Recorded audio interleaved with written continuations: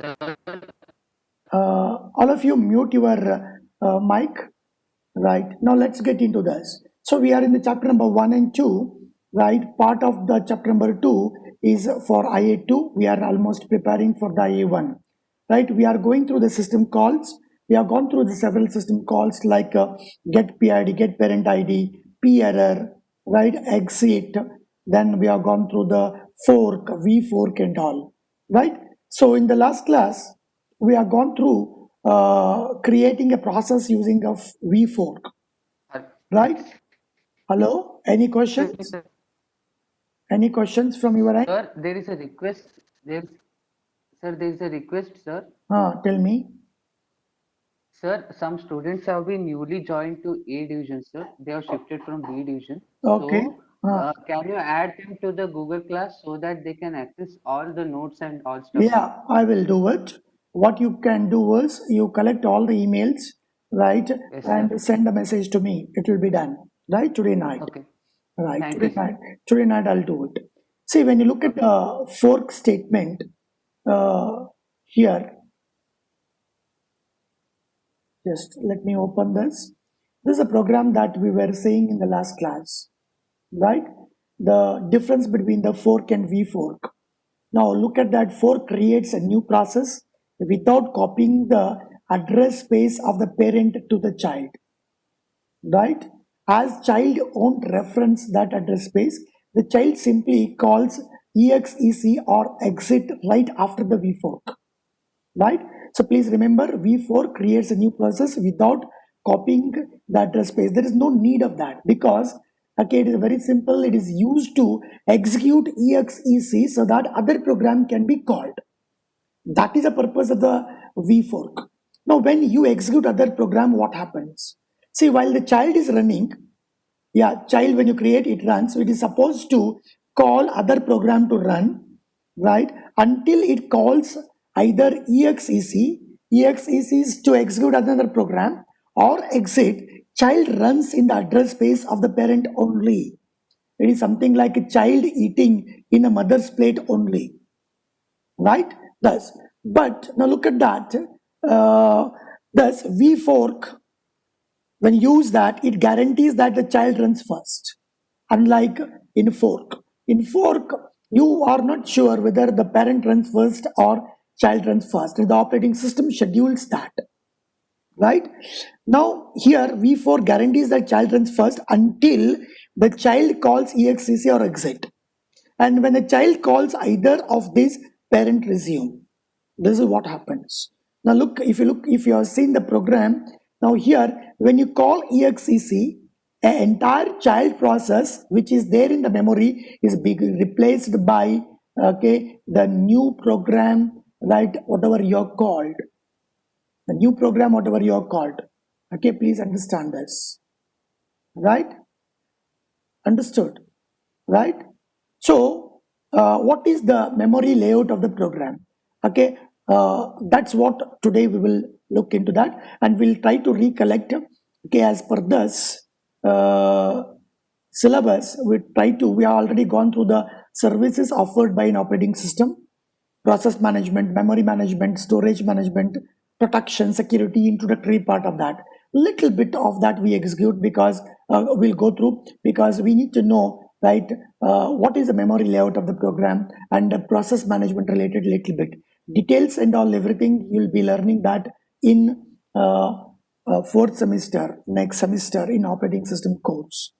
So now let's begin today's topic. Here we begin with the process management. Okay, sometimes okay, a little bit of revision also we'll try to do it and get into the core topic of memory layout, okay, of a C program, right? So you all people know what's a kernel, right? Is a kernel is is the operating system which provides all services. What kind of service? To create a process. You already use fork. There are system calls. It allows you to create a process. It allows you to run. It allows you to use memory. It allows you to exit from that. It allows you to, okay, use the devices and all. It allows you to communicate from one process to other process, right? So Kernel is a core part of an operating system which provides services. You open a file, you close a file, you read the file, you write the file. The file related operations will be seeing this week on Friday morning in the laboratory. There will be 2 or 3 exercises.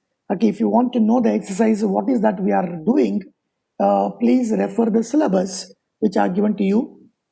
Right there, we have written process creating using fork and vfork. We already done.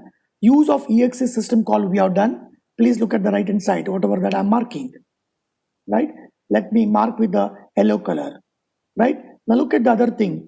Directory listing. When you do ls minus l, you get a directory listing. How to write a program for that? How to write our own program? We will be using system calls for that.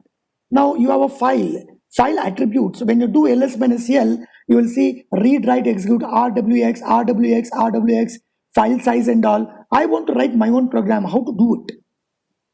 Right?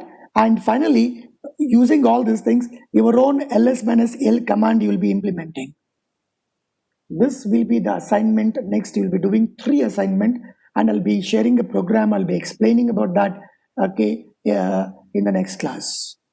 It begins from the next class, and Friday laboratory, entire thing is dedicated for this. You please try that. The entire code I'll give, you have to start playing with that. For directory listing, displaying attributes, I'll give it. Not for ls minus l. Combining these 2 things, you have to create ls minus l. Right? That's how you'll be doing it. Right? So this is what is a syllabus. This is the task and all. It is meant for theory exam, both internal exam and semester end exam. Right? Yes. So now let's get into our business, right? What we were doing through the presentation here. Right? So when I said services, these are all services. Right? And you know that one, right? Program is an executable file. And when a program is executed, we call the process. Right? Program is executed in your system by issuing exec system call. You already used it. So when you compile, when you run it, there also it uses exec system call. The library, right? The C library, right? Or the environment, wherever you are using, when you run the program, it uses exec so that kernel will execute your program. And that part already you got exposure through writing your own programs using exec. Hope you all people appreciate the exec system call. Manoj, Himarashmi, do you acknowledge my statement? Yes, Yes, sir. sir. Yeah, right. Please remember, those who have a Unix operating system, do it. Those who don't have it, please theoretically grasp all the things, right? Right. And when the college reopens, we'll see that one, when, how and all, right? You people have to practice here. But I request all the people, right? You have to arrange Unix operating system somehow with a high priority and ensure that all the program you do it without waiting for the college to reopen here physically in the campus. Please do that, right? So that will strengthen. The only reason is that will strengthen all your exercise. Otherwise, it gets added, okay, and unnecessary. You'll be getting into waiting period and all these things. Please get into, right? Now I told you about the process is an instance of a program that is being executed by an operating system. You have created a process by using fork, child process you have created. You have executed another program using exec. System calls. Exec is a system call. It is a direct entry point through which an active process can obtain services from the kernel. Right? You want a process ID, get PID. Right? You want to display error, P error. You want to create a child process, fork. You want to execute another program, right? exec. You wanted, okay, another child is to be created. In turn, it execute another program, and the entire new code is being put into memory, right? Fork, vfork. These are all system calls, and we'll be using system calls related to file operations on Friday. How to read a file, how to write into the file, how to look into the attributes of the file, right? All that things we will look. Okay, reading and writing the file using C program is different. It uses library, whereas here we are using system calls. All C library uses in turn system calls, right? So system calls are nothing but an entry point okay, to operating system where the services offered by operating system can be used. And what all the services? Process related services, memory related processes, services, file related processes and all.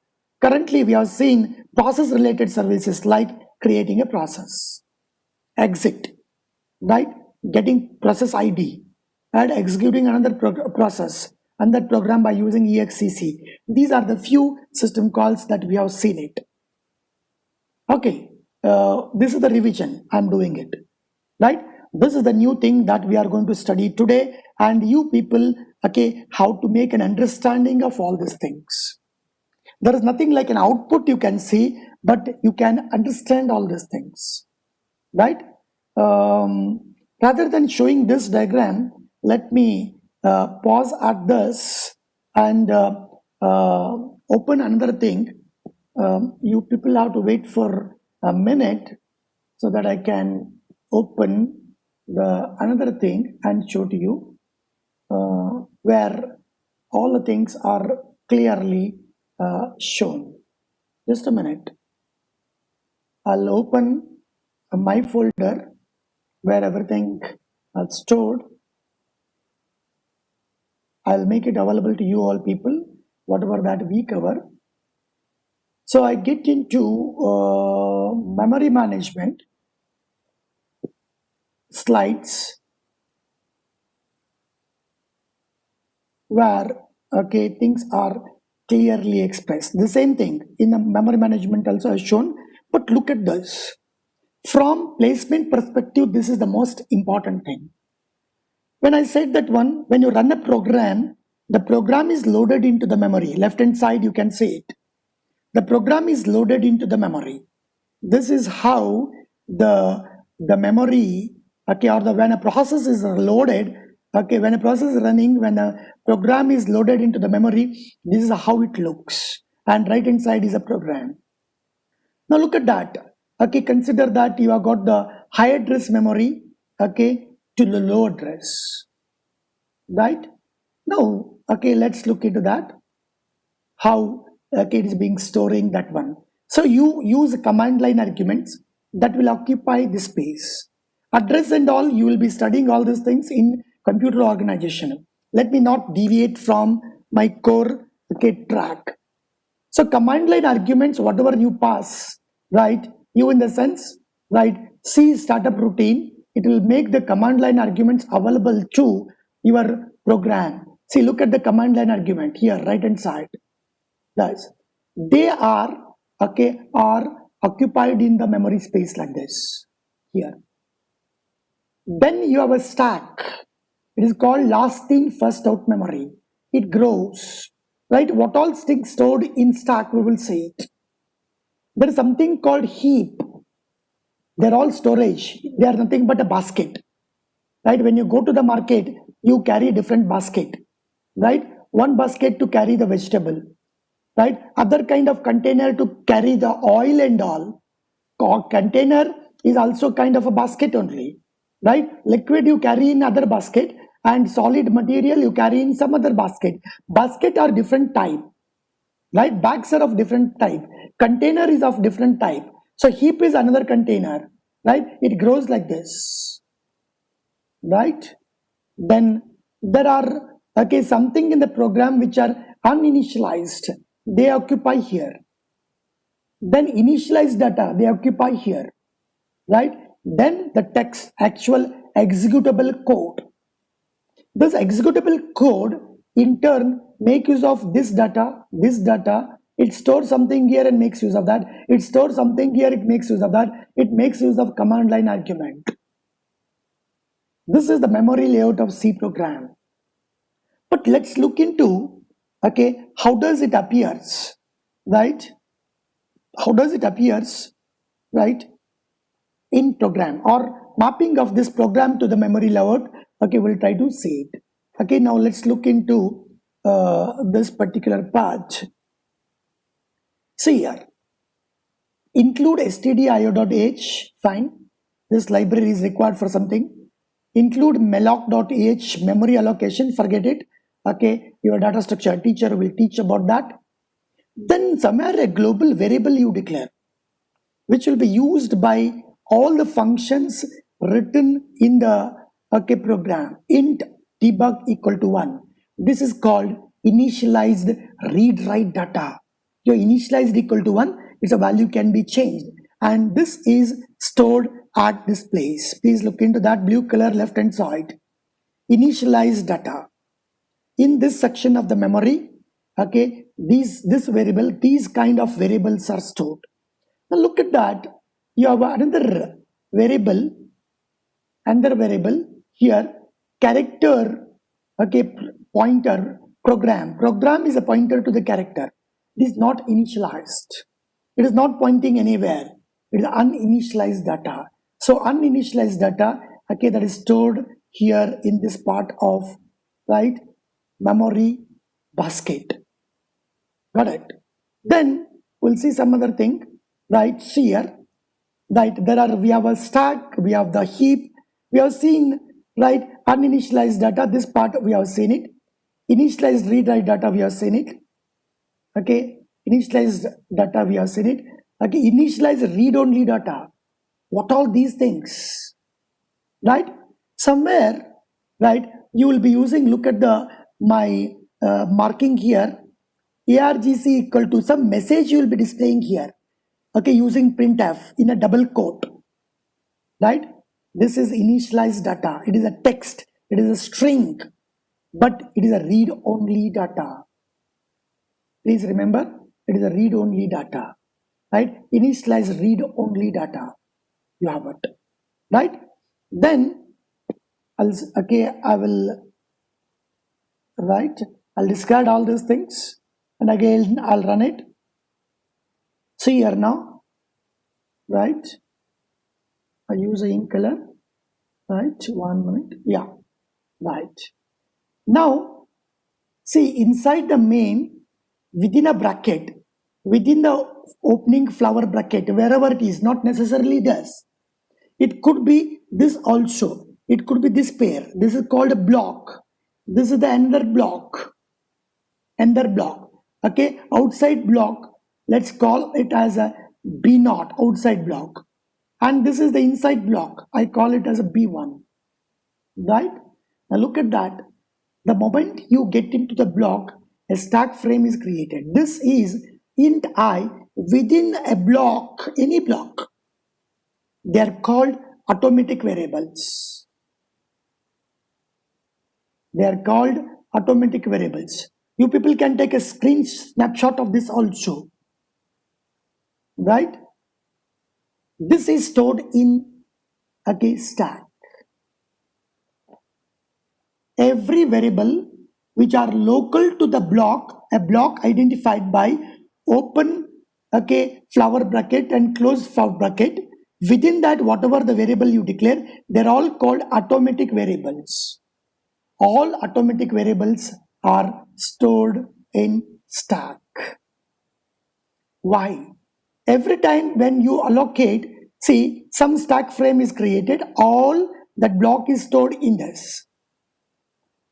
And you enter one more block, again one more stack frame is created. All variables, they are stored here, right? And when you come out of the block, see, this entire stack frame is removed, right? This is available. When you come out of this block, this entire stack frame is removed. So this is how a stack frame grows here. And all local variables called automatic variables are stored in stack. Please remember, this is important even when you come to the 7th semester during placement. Remember this. Are you getting it? You have another variable that is also automatic variable, that is also stored on the stack only, right? And there is something probably in your data structure C programming review class, people might have told that you are allocating certain memory using malloc, calloc, library functions of C program. They are called dynamic variables, right? Dynamic memory allocation. These all dynamic memory allocation during the runtime, whatever you allocate, They all stored in heap. Hope you understand this heap. Are you getting it? If your program is very heavy, bulky, it keeps on allocating heavy variables and all, and you allocate so much of memory, so it may so happen that these two memory growing in opposite direction may collide with each other and system may crash. System may crash. Your program is stuck. It doesn't work. It may so happen. But memory is huge available, right? In terms of GBs and all, the program may not use that much of things. But I'm talking about the more voluminous product. I'm talking about that. And careless programming, right, also lead to this, right? So you understood different part of the memory layout of a C program, right? Let me discard all these things and come back to this again. You people can take a screen snapshot of this. Whenever any session is going on, you can take a screen snapshot. But anyhow, entire video is available, right? So all of you look, right? I will repeat once again, right? Here, this is a program. It's an executable version. When you do cc -o, okay, or cc program1.c, you get a.out. The a.out, whatever it is, executable code, okay, that code, the machine language, right, that is made available as a text here, right? That is a program file, I mean, read, okay, from a program file by exec. Exec, you people know about this. Then you have a initialized data. It's a global variable. Everyone can access within a program. They're all initialized read write data, right? And somewhere initialize read only data, the message here, that will come and sit in initialized data. Okay, this is read from a program file which you are given and will be read by exec system call. Then you got uninitialized data. Say uninitialized data, right? Now what all those? This is uninitialized data here, right? They are initialized. They are uninitialized data. You are not initializing, but system will initialize to 0 by exec. Look, from placement perspective, important. In the next class, I'm making you to go through the storage classes from placement perspective. Don't miss it, right? Though it is uninitialized data, right? But exec will initialize it to 0. If it is integer variable, it is something pointer to something, it will initialize to be null, right? Null. Are you getting this? Understood, right? So then automatic variables, what is the initial value of this? That we will see it in the next class. This is called curiosity point. Manoj, Himarashmi, making something interest to you all people? Yes, sir. Yeah, but today doesn't end. Tomorrow we are going to continue this. Right? So this is okay, automatic variable that goes in stack. This is the automatic variable that goes in stack. All automatic variables declared within a block. What is a block? Block begins with a flower bracket, closes with a flower bracket. In which block this is being declared? This is the block. Open bracket and close bracket. Within this, we have got one more block. That is different. This block is different. Right? So that is a stack. Then I told you, let me, okay, change the color of this so that I can differentiate much better. Blue color. So look into that. Somewhere you'll be using allocating memory during the runtime. Thus, use a malloc, right? Himarashmi, Manoj, malloc, calloc is being covered in your C programming sessions or data structure sessions? Manoj? No, sir. Sir. Okay. Not yet covered. Uh, Not yet covered. yeah, they are going to cover it, right? Sometimes you may have to wait. Sometimes you have to wait, right? This malloc allocates a memory during runtime. It is equivalent to when you are okay, when you start, I mean, going for outing along with your parents and all, your mother gives some money with you, Manoj, right? It's maybe 10,000 rupees. But during a travel, okay, you ask your mother, give me something more. Okay, during runtime, you ask your mother something more. Okay, asking a money is nothing but asking a system, give me memory locations.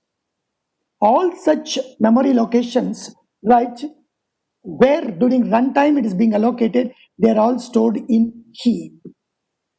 What is heap? What is stack? In data structure, people have started about the stack and all.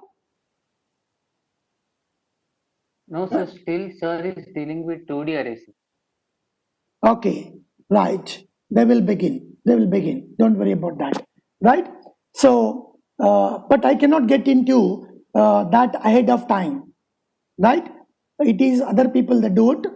Otherwise, I'll be debating too much. Right? Stack is nothing but last in, first out memory. Right? It is something like a basket. Right? So now try to understand here what goes in stack, what goes in heap, right? Yes. So remaining part of this, okay, we will see it tomorrow, right? But now let's get into the other presentations. Any question at this stage by the floor? Anybody? You can put it in a chat room, and I wanted Hima Rashmi and Manoj to read the content of the chat room and speak about that on this particular slide. The floor is open for anything. It is something, some of the words I'm using ahead of time, but it's required, right? It will be covered, stack and heap, everything, malloc will be covered in other things, wait. If not, I'll be covering separately, don't worry. But it is not part of an operating system now. Any question at this stage? Any question at No this? questions in the chat box. Yeah, but you don't sit idle, right? Somewhere, something you can do the Google search and try to know meaning of heap, meaning of stack, meaning of malloc, or some program, short program about the malloc you can try. Are you getting this? Otherwise, this same program you can try as it is. As it is, you can try. Remove all the markings.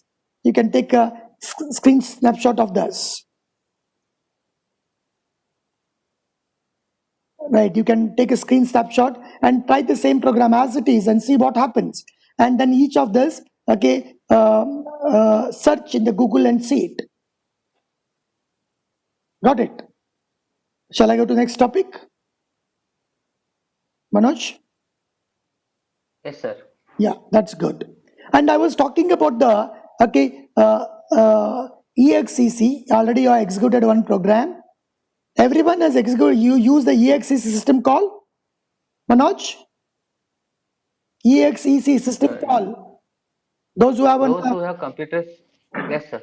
yeah, those who have a system, right? Those who don't have a system, sorry, right? You will be doing later. But I request you all people somehow with a high priority try to get a system and load Unix operating system and do it. Don't wait for okay the college to reopen because God knows when it is going to open. Right? It is increasing. COVID-19 scenes are increasing. Right? As of now, it is 1st October. But let's see that. Right? Now, so with that EXEC, I think you should be in the position to correlate, right? When you execute EXEC, the kernel will okay, execute other program. That in turn, okay, will call C startup routine. C startup routine will take all environment variables, command line arguments, whatever that is there, and make it available to your main program, main. The main program, right, okay, it will execute its own user written libraries, function, whatever that is there, and it will return to main program. Main program will return to either C startup routine and exit like this. But remember, in some of the program, okay, we have directly made an exit, okay, this one, without return. Are you getting it? So there are two types of an exit. One exit, whatever we have used in our program, it is, you are making exit through C startup routine. Right? Under one is underscore exit, which we have not used. You can use it. So it directly calls system call and terminates. Okay, it doesn't go through the, right, your startup routine here. What is the difference? What is the difference? Right? See now, I'll read some of the things for you. Startup handles the initialization required and calls the function main. Right? What kind of initialization? Making command line arguments available to main program. Who gives it? C startup routine. Who calls that? EXCC. Who is EXCC? System call. Okay, who calls it? Through kernel. And this EXCC loads the entire thing into the memory. Are you getting it? Right. Then, when the main readers, when the main function either returns of exit by calling exit function, a special exit function provided by C startup routine is invoked. What is that? See here, again I'll mark. Okay, when you, okay, return because of the exit, it, okay, C startup, okay, routine is called. A function can return either by falling off the end or explicitly returning in between. You can come to the end of the program and fall, okay, and exit automatically, or you can call forcible exit. Right? Now look at that. The exit function here, which we have used, flushes all the standard IO buffers, then terminate the process by then calling underscore exit. And if you use directly exit, the cleaning activity doesn't take place. So what is the difference between exit and underscore exit? Exit system call calls a routine of C startup routine, and it will do all housekeeping work, flushes, cleans all standard IO. Then it will call kernels, right, system call underscore exit and terminates. If we use underscore exit directly, then all this cleaning up of standard IO is not being done. Right? So whatever that is there in the input buffer, that the other things will be reading all those things. Are you getting this? Right? So that is the difference between exit and underscore exit. Now, are you understanding the EXEC? C startup handles the initialization required. Okay, I told you. This I told you. Right? And here, what you need to understand after executing EXEC is this. EXEC program, you have executed this. What it does after this. Now the floor is open to understand this. You have implemented EXEC system call. What happens after this? How do program runs? How do program terminates? How we can forcibly terminate by exit in between? Or how it can naturally die by reaching, falling to the end of the program?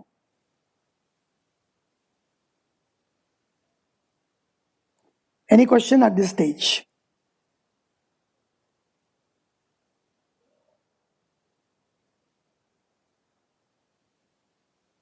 So what is in between termination?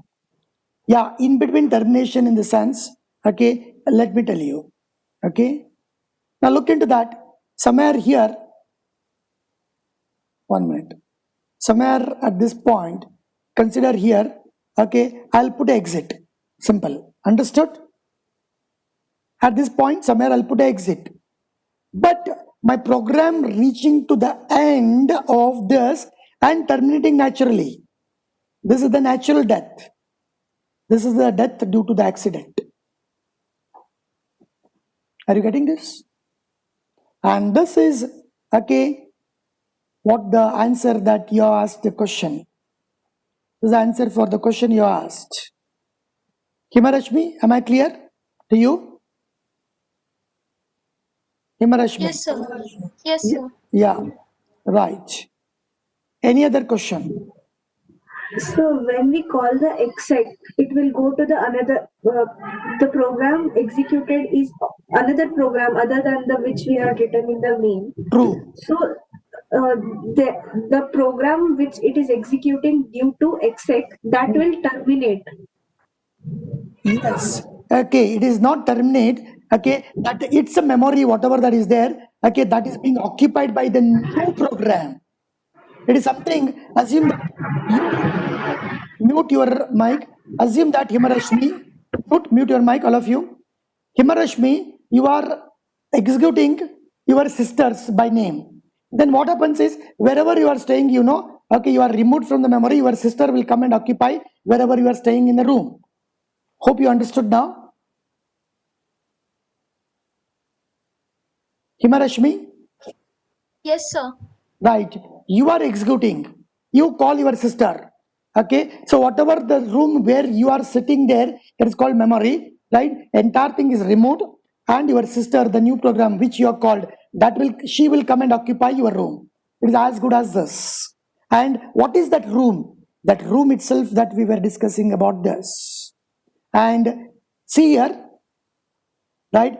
This portion, right? You were there earlier, and this is, you are being replaced by your sister because you have called your sister. Your sister is a program, you are a program. You are calling exec of your sister. She will come and occupy this particular room, and you are removed from that. Is that clear? Is that clear? Yes, sir. That's good. And this concept you will, okay, slowly understand better, okay, when you spend a lot of time in different courses like a data structure, C programming, okay, computer organization. All these are essential things. But please remember, from placement perspective, this is most important thing. Okay.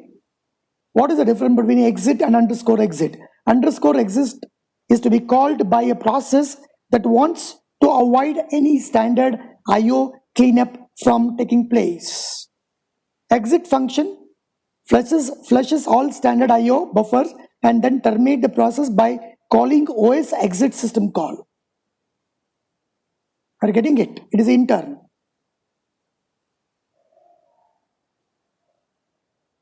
Right? So other thing, yellow part, whatever I have written, please just ignore it. Not required right now. Right? And I told you, okay, to you people earlier, this is the point of study, okay, that you have to do it, right? C startup function passes an argument list, right? Command line argument to your main program. Again, there is a limitation for this. 5,120 bytes or, okay, 10,240 bytes. Okay, these are all standards. You have to look into which one, how much, and all these things.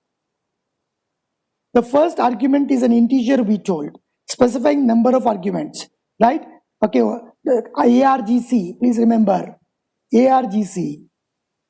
And the value is greater than or equal to 0 because name of the program is always passed as an argument, which already you have seen in one of the exercise. Second argument is an array of pointer to character. Second array of pointers to character, right? And this array containing different parameter x, okay, you are seeing y, okay, you are seeing z, like this, but it get terminated with, okay, null value. It get terminated with a null value. This is the standard null pointer, right? ANSI standard C and POSIX both requires null pointer. We'll see. This is the POSIX is the standard for operating system. We will see this okay later. Do not worry about much about this. But you can understand that C startup function passes an argument list, right, to your program. But where do that arguments will go and sit? Okay, that's what is a memory layout we were going through. Okay, it comes and sits somewhere right here, right? This part. Thus. So any question at this stage? Otherwise, we will stop here. And I wanted you people run this program, but by running this program, by looking at output, you don't get anything. Right? Internally, how it is being managed, that part is being put in the memory layout of this. But you can know that in the program, what all are okay automatic variables, what all are initialized data, what are uninitialized data, what can go in stack, what can go in heap. Right? You can play a little bit with malloc, that you can do, but please wait until these concepts are being strengthened in your C programming or data structure. We're getting close now. If you have any questions, I would like to answer. Otherwise, okay, we will stop here.